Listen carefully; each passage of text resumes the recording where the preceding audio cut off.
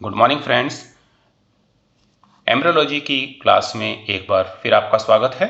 मित्रों, पिछली बार हम लोगों ने परागकोश या एंथर की संरचना के बारे में अध्ययन किया और इसकी संरचना को समझने की कोशिश की।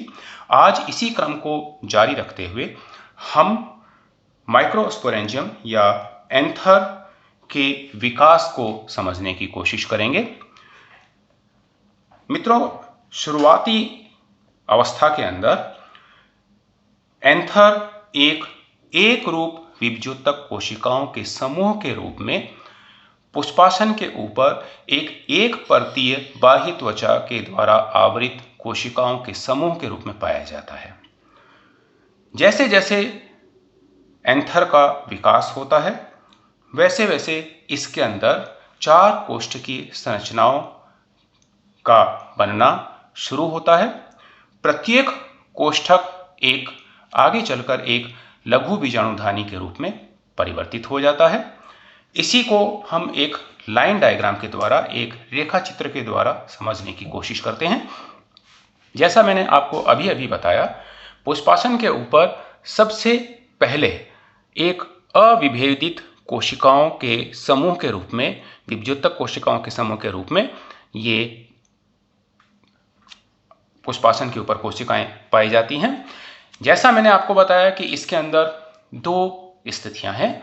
बाहर की जो लेयर है वो एपिडर्मिस या बाह्य त्वचा बनाती है और जो अंदर जो कोशिकाओं का समूह है वे कोशिकाएं आर्कीस्पोरियम या प्रप्रसूतक कोशिकाएं कहलाती हैं। एपिडर्मिस या बाह्य त्वचा की जो कोशिकाएं हैं, ये कोशिकाएं आगे चलकर एंथर की भी बाह्य त्वचा के रूप में कार्य करती हैं, जबकि प्रप्रसूतक कोशिकाओं के अंदर विभाजन के फलस्वरूप 2 कोशिकाओं की परत बनती है, एक बाह्य परत और एक आंतरिक परत।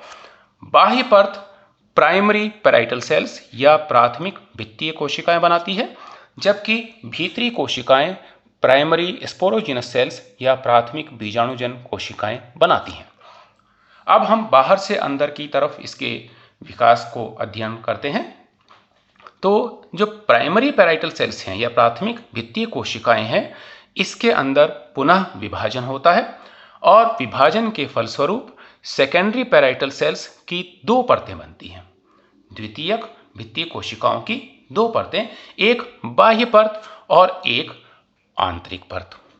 जो बाह्य परत है सेकेंडरी पैराइटल सेल्स की, इसके अंदर पुनः एक बार फिर विभाजन होता है, जिसके फलस्वरूप बाह्य परत बनती है जिसको हम एंडोथीसियम या अंतःस्थीसियम कहते हैं। ये परत एपिडर्मिस के बिल्कुल लगती हुई अंदर की कोशिकाओं की परत है, जिसको हम एंडोथीसियम कहते हैं।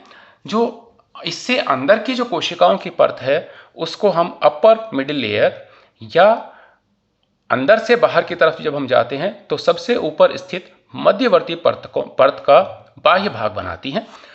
इसके अंदर एक बार फिर विभाजन होता है और एक बाह्य परत और एक अंदर की परत बनती है, जिसको हम इस रूप में समझ सकते हैं कि बाह्य त्वचा के पश्चात एंडोथीसियम या अंतःस्थीसियम और मध्यवर्ती परत की पहली परत कोशिकाओं की और मध्यवर्ती परत की दूसरी परत कोशिकाओं की। हमने इससे पहले अभी देखा था कि सेकेंडरी पैराइटल सेल्स की 2 परतें बनती हैं, एक बाह्य और एक आंतरिक। जो आंतरिक परत है उस आंतरिक परत के अंदर दोबारा विभाजन होता है और उस विभाजन के फलस्वरूप इसमें फिर 2 परत बनती हैं, एक बाह्य स्थित और एक उसमें अंदर स्थित। जो बाह्य स्थित परत है वो मध्यवर्ती कोशिकाओं की तृतीय परत बनाती है, जबकि आंतरिक परत है वो टेपेटम बनाती है। हमने शुरुआत में देखा कि जो अविभेदित कोशिकाएं हैं, उन कोशिकाओं के जो अंदर की जो कोशिकाएं हैं, विभज्योतक कोशिकाएं जिनको हम आर्कीस्पोरियम कहते हैं, ये आर्कीस्पोरियम कोशिकाओं से पहले प्राइमरी पैराइटल सेल्स और प्राइमरी स्पोरोजिनस सेल्स बनी थी। तो अंदर की तरफ हमारे को प्राइमरी स्पोरोजिनस सेल्स नजर आती हैं। प्राइमरी स्पोरोजिनस सेल्स ये आगे चलकर स्पोरोजिनस टिश्यू या बीजाणुजन उत्तक बनाती हैं। बीजाणुजन उत्तक की प्रत्येक कोशिका लघु बीजाणु मात्र कोशिका के रूप में कार्य करती है। लघु बीजाणु मात्र कोशिका या पॉलन मदर सेल या माइक्रोस्पोर मदर सेल, इसमें अर्धसूत्री विभाजन होता है। अर्धसूत्री विभाजन के फलस्वरूप प्रत्येक कोशिकाएं 4 माइक्रोस्पोर्स या 4 लघु बीजाणु या 4 पॉलन ग्रेन्स को जन्म देती हैं। अब हम बाहर से अंदर की तरफ हम इन संरचनाओं को एक बार दोबारा समझते हैं।